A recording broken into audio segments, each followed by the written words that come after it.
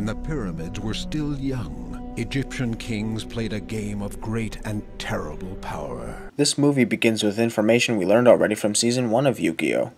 But even eternity doesn't last forever. Yes, it does. It was never to happen, and for 5,000 years, it never did. It was never to happen, and for 5,000 years, it never did. Stop activating the repeating lines card. We found it! The lost tomb of Anubis! Let's be sure to never mention this guy again after this film. Forget about the Pharaoh's past, I want to know who created an instructions list on how to build a 5,000-year-old Egyptian artifact. Did Yugi's grandpa assemble and then create an instructions list for Yugi and said, try and solve this? Awesome! I did it! The Millennium Puzzle's complete! Congratulations, let's forget about the fact that you just unintentionally killed a lot of people in Egypt. But what makes this young man such a talented duelist? Is it his masterful strategies? Or does the secret lie in the powerful god cards he's assembled in his deck? Or is it because of the plot of the series? Fist of Fury! We interrupt this movie to bring you the Priori Incantatem scene from Harry Potter and the Goblet of Fire. Seriously? These holograms are made of glass now? Also, you honestly thought that Yugi would kill Kaiba when you first watched this movie? Well, if I were you, I'd start postulating myself a new job. You've had more than enough time to find a way to beat Yugi's Egyptian god cards. You wasted your time and money hiring people to find out how to beat the Egyptian god cards? I don't understand why the cards in the movie look exactly like the real cards, but the ones in the series don't. Yugi's even shorter in this film than he is in the series. Me, Joey Wheeler. So if you want to get to the King of Games, you'll have to go through me. The Godfather of Games, capiche? Seriously? Movie references? I summon Injection Fairy Lily in attack mode. And I'm using a mirrored card for some insane reason. Do you really need to puff out your chest before attacking? Also, you're not permitted to attack on the first turn, dipshit. So, what? Did you lose that duel? They respect ya. I could have been a contender. You. Let's duel. I'll start things off. Yes, I'll start with only 4 cards in my hand rather than the traditional 5. I summon the Toon Dark Magician Girl. So Pegasus plays the Toon Dark Magician Girl, even though in this shot he's holding the original Dark Magician Girl. Called the Pyramid of Light. Roll credits.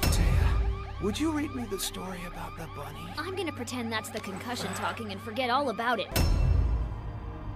This is what he wants. This is what everyone wants. This is a nice conversation, but why are the god cards floating between Yugi and Atem?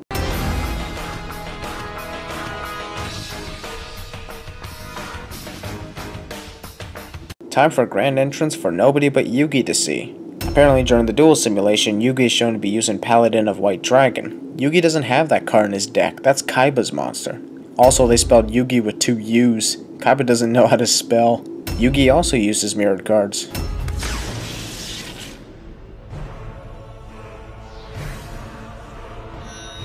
An Egyptian god card! No shit, really? Very well, then I play 2 more Egyptian god cards. What I don't understand is the winged dragon of Ra is supposed to be covered in Egyptian writing, right? You're about to find out right now.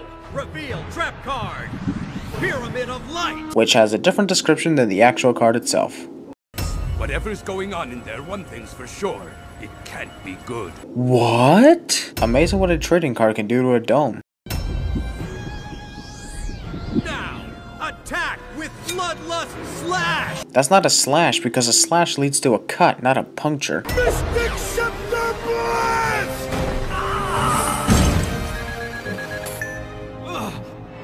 Nice try, Yugi, but I knew you'd make that move, which is why my face down card is Deck Destruction Virus. Kaiba must be really screwing the rules because the Deck Destruction Virus can only be played when a fiend is destroyed. That Dark Clown is a spellcaster. And before you give me that reality is different from the series bullshit, it clearly states it right here. Now I'll sacrifice my Feral Imp and activate White Dragon Ritual to summon Paladin of White Dragon. See? Told you Kaiba was the one possessing that card. And now, I summon Blue Eyes White Dragon. And I did it without attributing anything, the way Yugi runs for his life. And since my deck destruction virus is still in play, it infects 10 more cards in your deck. Because it once again activates when a monster that doesn't activate its effect is destroyed. That Pyramid of Light has created a deadly shadow game. You might want to rename it Deadly Bright Game. Light illuminates the shadows. Because for every one of my sorcerer's fallen comrades in the graveyard, your dragon loses 500 points. And right now, there have been 3 magicians laid down to rest. Yugi, you literally hold a shitload of spellcasters in your deck and you've lost over half your cards already. Unless all your spellcasters are at the bottom of your deck, I'm pretty sure they've been laid to rest too. If that's the case, then why aren't you adding them in too?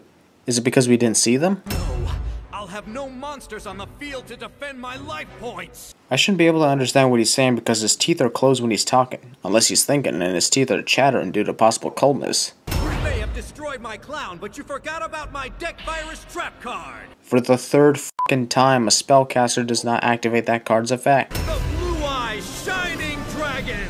A card that's so amazing and powerful that we will never hear about it again after this movie. And for every dragon in my graveyard, the Blue-Eye Shining Dragon gains an additional 300 attack points.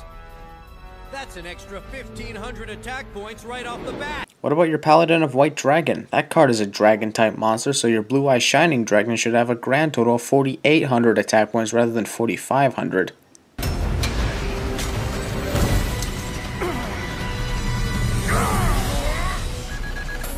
Since the Shining Dragon should have been at 4,800 attack points, Kaiba should be the winner of the duel right now, because the 1,600 attack difference should have blasted Yugi's 1,500 life points to 0.